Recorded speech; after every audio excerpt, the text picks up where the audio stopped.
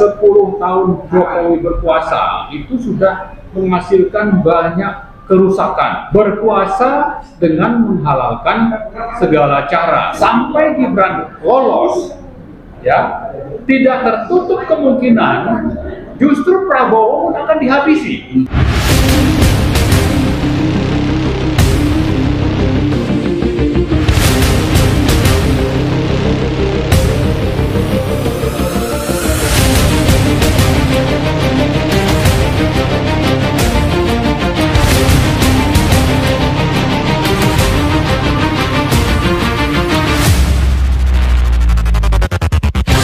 Bagaimana cara mengkomunikasikan kepada DPR, MPR, DPD untuk agar hal ini betul-betul menjadi perhatian supaya ongkos bukan dari sisi materi tetapi ongkos politik, ongkos waktu, ongkos segala macamnya itu menjadi lebih efektif.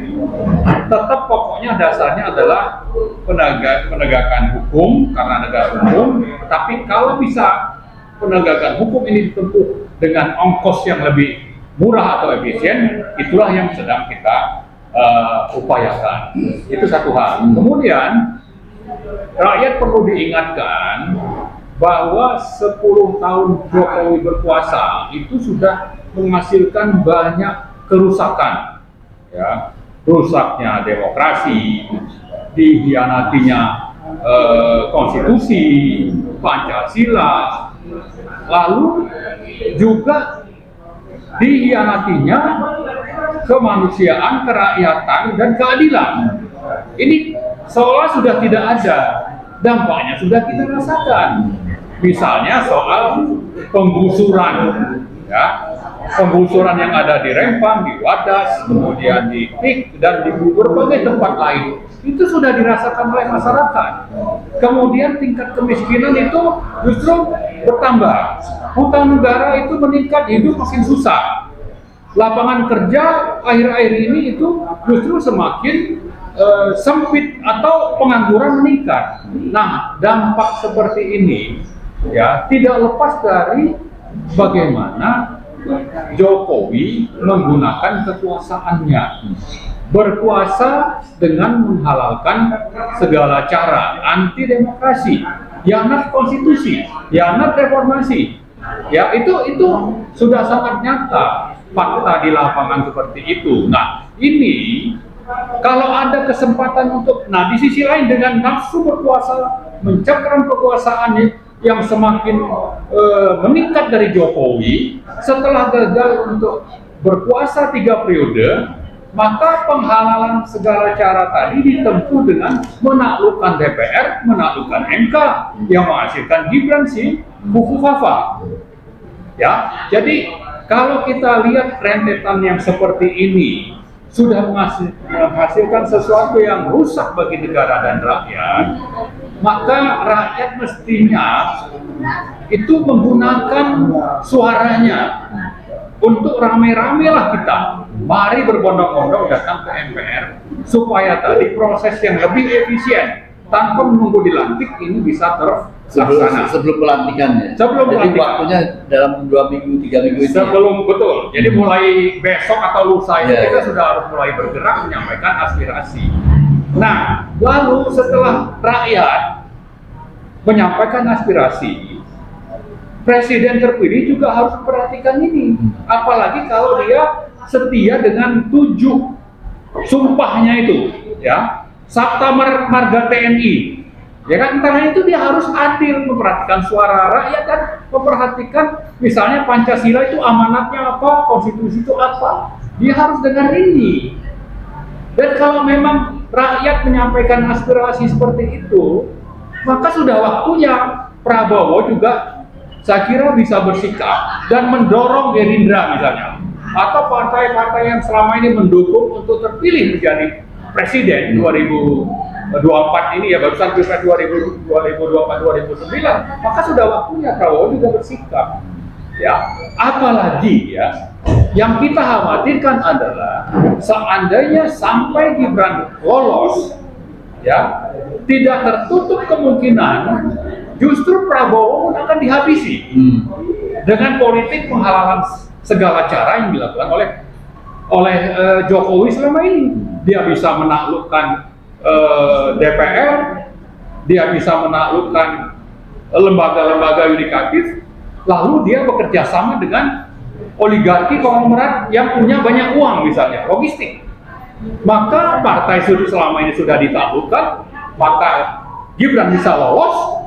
Nah, tidak tertutup kemungkinan bahwa kekuatan yang sudah dipegang oleh Jokowi selama ini bisa juga dipakai untuk setelah Gibran dilantik, justru Prabowo dilumpuhkan.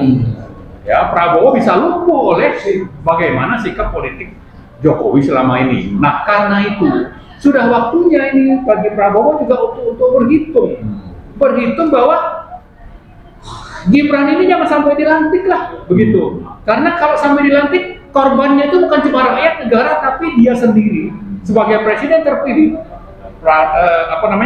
Prajurit Sabta Marga ini juga bisa dihabisin.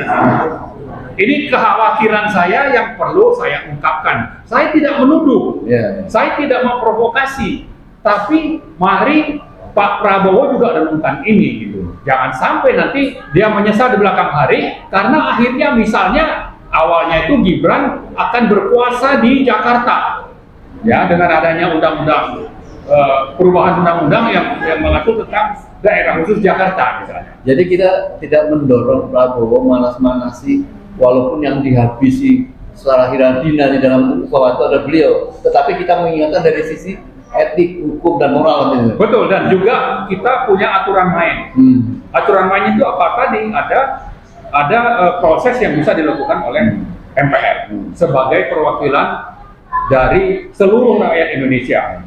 Begitu. Jadi kalau dulu memang ini lembaga tertinggi, tapi sekarang ini sama levelnya, presiden, DPR, DPD, MA dan sebagainya. Tapi biar begitu, kalau sudah bicara bahwa ini lebih banyak faktor politiknya, maka MPR itu sangat menentukan, apalagi kalau kita menginginkan proses yang efisien tadi yang Komisi tanyakan. Sudah waktunya juga bagi prajurit Sabta Marga seperti Prabowo juga mulai berhitung dan menyiapkan langkah-langkah bahwa tuntutan rakyat ini sesuatu yang dia harus perhatikan, dan mudah-mudahan juga dia bisa luruskan permohonan kita agar Gibran tidak jadi dilantik. Ya, baik.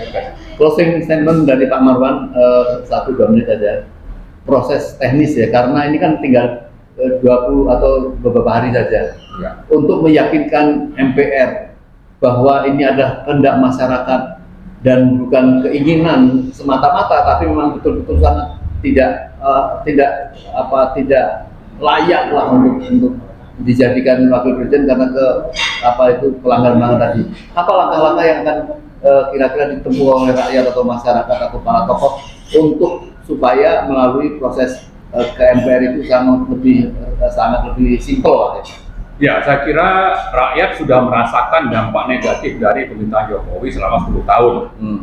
Dan salah satu yang bisa jadi ukuran bahwa ini berhasil atau tidak itu adalah protes dari dosen dan guru-guru besar di hampir seluruh kampus Indonesia. Itu bisa menjadi rujukan sebetulnya. Ya. Nah, karena itu saya kira bukan cuma rakyat, tapi para dosen, para guru-guru besar di kampus ini, saya sangat berharap juga teman-teman aktivis LSM dan sebagainya itu untuk datang berbondong-bondong ke MPR, DPR, MPR, DPD, Kompleks Senayan. Kapan? Ya, kalau bisa mulai besok, tapi ini perlu kita lakukan secara masif dan berkelanjutan mungkin dalam waktu 5-7 hari menjelang tanggal 20.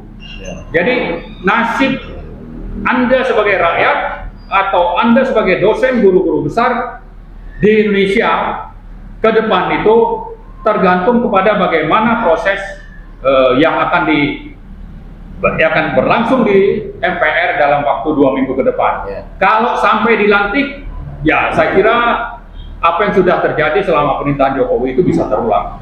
Jadi mari sama-sama kita berbondong-bondong menuntut supaya MPR itu tidak jadi melantik Gibran.